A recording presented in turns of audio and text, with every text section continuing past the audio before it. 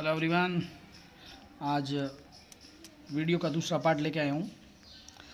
पिछले वीडियो में अपने 30 इम्पोर्टेंट क्वेश्चन सिकंदर और कनिष्क के बारे में देखे थे। उसी के आगे के क्वेश्चन और ले रहे हैं आज। कुषाणों की जाति कौन सी थी? कुषाणों की जाति कौन सी थी, इसके बारे में इसका उत्तर है यूची जाति थी। कौन सी थी? यूची। उसी प्रकार से प्रश्न नंबर 2 है, कनिष्क का राज्यारोहण कब हुआ? कनिष्क का राज्यारोहण कब हुआ? राज्यारोहण का मतलब वो राजा कब बना, विधिवत राजा कब बना। विधिवत राजा वह 78 ईस्वी में बना। उसी प्रकार से नेक्स्ट प्रश्न है, कनिष्क के पार्थिया विजय की जानकारी हमें किससे मिलती है? कनिष्क ने पार्थिया को जीता था। पार्थिया एक प्लेस का नाम है, उसको जीता था। इसकी जानकारी हमें किससे मिलती है? इसकी जानकारी हमें जूनागढ़ अभिलेख या चीनी स्रोतों से मिलती है। इसका उत्तर है चीनी स्रोतों से मिलती है। अगला प्रश्न है, पार्थिया के राजा का नाम क्या था? पार्थिया के राजा का नाम क्या था? पार्थिया के राजा का नाम था खुसरो। अगला सवाल है, किस प्रदेश को जीतकर कनिष्क बुद्ध का एक काष्ठ भिक्षा पात्र व अश्वघोष को ले आया? किस प्रदेश को जीतकर कनिष्क बुद्ध का एक काष्ठ भिक्षा पात्र, भगवान बुद्ध का एक काष्ठ भिक्षा पात्र और वहाँ का विद्वान अश्वघोष को वो साथ लेके आ गया था? वो कौन सी विजय थी? तो वो विजय थी उज्जैन विजय थी। उज्जैन या पाटलिपुत्र या पार्थिया। इस प्रश्न का उत्तर है पाटलिपुत्र विजय। मगध विजय के बाद ये लेके आ गया था। उसका अगला प्रश्न है, कनिष्क को कश्मीर का शासक बताया गया।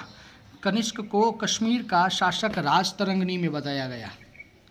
उसी प्रकार से कल्हण की पुस्तक का नाम आप जानते ही हैं, अभी बोला मैंने, राजतरंगिणी कल्हण द्वारा लिखित पुस्तक का नाम है। अगला प्रश्न है, कनिष्क ने कौन सी संगति बुलाई? हालांकि बहुत सारे राजाओं ने संगतियाँ बुलाई है बौद्ध धर्म के उद्धार के लिए, बौद्ध धर्म में बदलाव के लिए, बौद्ध धर्म में चेंजेस के लिए। हर राजा ने, पिछले राजाओं ने संगतियाँ बुलाई। कनिष्क ने चतुर्थ संगति बुलाई थी। चतुर्थ संगति बुलाई थी। उसी प्रकार से नेक्स्ट प्रश्न है, चष्टन शासक था। चष्टन कहाँ का शासक था? चष्टन कहाँ का शासक था? चष्टन उज्जैन का शासक था। अगला प्रश्न है, कनिष्क का सेनापति कौन था? तो कनिष्क का सेनापति था पांचाओ। कौन था? पांचाओ। उसी प्रकार से नेक्स्ट प्रश्न है, कनिष्क ने चीन पर आक्रमण करने के लिए एक सेना भेजी थी। कनिष्क ने चीन पर आक्रमण करने के लिए सेना भेजी थी। उसमें सैनिक कितने थे? 70,000, 50,000 या 55,555? कितने थे? तो इसका उत्तर है 70,000 सैनिकों की एक मजबूत सेना उसने भेजी थी। और कनिष्क की ये विजय विश्व में या कनिष्क के इतिहास में सबसे महत्वपूर्ण विजय हैं। एक विजेता के रूप में कनिष्क की महान विजय, अभी मैंने बात की है, एक विजेता के रूप में कनिष्क की महान विजय चीन विजय ही कहा जाता है। चीन विजय इसकी सबसे महान विजय थी। कनिष्क की राजधानी का नाम क्या था? कनिष्क की राजधानी का नाम था, कनिष्क की राजधानी का नाम क्या था? कनिष्क की राजधानी का नाम था पुरुषपुर, जो पेशावर है, हाल ही में पेशावर पाकिस्तान में। उसी प्रकार से अगला प्रश्न है, कनिष्क की राजधानी बता दी मैंने आपको। अगला प्रश्न है, कनिष्क की मुद्राओं की शैली कौन सी है? कनिष्क की मुद्राओं की शैली मथुरा शैली है। कौन सी है? मथुरा शैली। याद रखिएगा, मुद्राओं की शैली, हालांकि भारत के अंदर कई ऐसी शैली भी हैं जो किशनगढ़ शैली भी है और बहुत सारी शैलियाँ हैं जिसमें, लेकिन कनिष्क की मुद्राओं की शैली मथुरा शैली है। अगला प्रश्न है, इनमें से ईरानी देवता नहीं है। इनमें से ईरानी देवता नहीं है। मैंने प्रश्न पूछा है आपसे, इनमें से ईरानी देवता नहीं है। याद रखना, प्रश्न नहीं है। मिहिर ईरानी देवता है, अग्नि ईरानी देवता है, अहुर मजदा भी ईरानी देवता हैं, और चंद्र यूनानी देवता है। इसलिए चंद्र इसमें उत्तर सही होगा। अगला प्रश्न है, यूनानी देवता को पहचानो। मैंने इसमें अब वापस चेंज किया है, यूनानी देवता को पहचानो। प्रश्न है इसमें शिव, सूर्य, मिहिर या हेलियोस। तो इसमें यूनानी देवता नहीं है। कौन सा नहीं है? शिव। यूनानी देवता को पहचानना है, सूर्य, मिहिर, हेलियोस। तो इसमें यूनानी देवता है हेलियोस। कौन है? हेलियोस। अगला प्रश्न है, क्या कनिष्क अश्वघोष से प्रभावित होकर बौद्ध धर्म ग्रहण किया था? क्या कनिष्क ने अश्वघोष से प्रभावित होकर बौद्ध धर्म ग्रहण किया था? अश्वघोष वही है जो उसने क्या कहते हैं पाटलिपुत्र को जीत कर वहाँ से लेके आया था, बुद्ध की एक काष्ठ प्रतिमा और उनको लेके आया था, तो उसमें अश्वघोष वही हैं। तो क्या हाँ, इसका उत्तर होगा हाँ, कनिष्क अश्वघोष से प्रभावित होने के बाद ही उसने बौद्ध धर्म को ग्रहण किया। उसके बाद नया प्रश्न है, चतुर्थ बौद्ध संगीति का आयोजन हुआ था, कहाँ हुआ था? चतुर्थ बौद्ध संगीति का आयोजन कुंडलवन में हुआ था। कहाँ हुआ था? कुंडलवन में हुआ था। उसी प्रकार से अगला सवाल है, कनिष्क बौद्ध धर्म का संरक्षक था, ये किसने कहा था? कनिष्क बौद्ध धर्म का संरक्षक था, ये कहा था हेनसोंग ने। किसने कहा था? हेनसोंग ने। उसी प्रकार से नेक्स्ट क्वेश्चन है, विश्व धर्म का विश्वकोश मतलब बौद्ध धर्म का विश्वकोश किसे कहा गया? महाविभाष, महाकलाप, देवदत्त या भार्गवग्रस्त? इसका उत्तर है महाविभाष।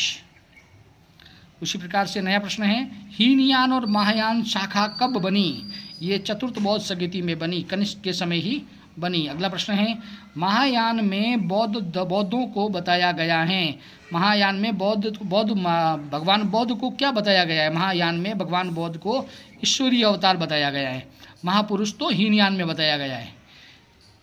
जब दो शाखाएं बनी बौद्ध धर्म की, हीनयान और महायान, तो महायान में भगवान बुद्ध को ईश्वरीय अवतार बताया गया, वहीं हीनयान के अंदर भगवान बुद्ध को एक महापुरुष के बारे में बताया गया। अगला प्रश्न है, हीनयान में भाषा का प्रयोग, कौन सी भाषा का प्रयोग हुआ है? हीनयान में कौन सी भाषा का प्रयोग हुआ है? हीनयान में पाली भाषा का प्रयोग हुआ है, वहीं महायान के अंदर संस्कृत भाषा का प्रयोग हुआ है। हीनयान में पाली भाषा का और महायान में संस्कृत भाषा का प्रयोग हुआ है। अगला प्रश्न है, चतुर्थ बौद्ध संगीति में कितने भिक्षुओं ने भाग लिया?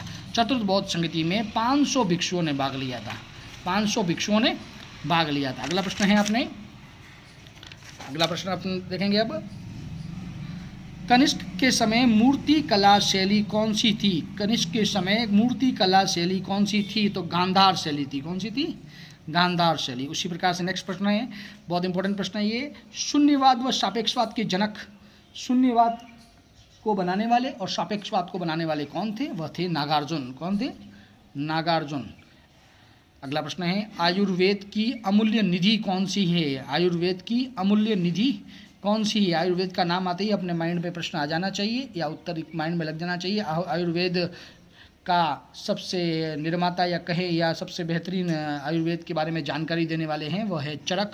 तो चरक संहिता द्वारा इसका आयुर्वेद की एक अमूल्य निधि बताया गया है। भारत का आइंस्टाइन किसे कहा गया है? भारत का आइंस्टाइन याद रखिएगा, भारत का आइंस्टाइन नागार्जुन को कहा गया है। किसको कहा गया है? नागार्जुन को।